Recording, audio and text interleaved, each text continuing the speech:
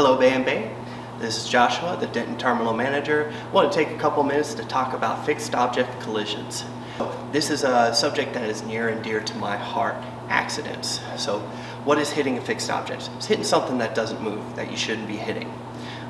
So one of the easiest ways to avoid hitting a fixed object is to simply slow down and rely on your basics. Why do we teach the basics? Well, it's simple. They work. Go slow. When you're in a tight area, make sure you're going slow. Make constant mirror scans, but don't get locked into a mirror, because as you're moving, every second you're moving feet.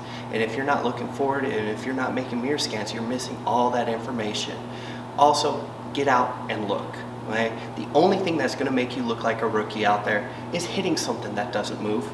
All right? When you get out and look, you establish spatial awareness, and you can see those hidden objects hidden underneath the brush, like this plant, all right, that you wouldn't see from the driver's seat because you're moving at 3-4 miles per hour around a lot. So use that as an opportunity to make well-informed decisions and to do your job properly. Thank you, and have a great day.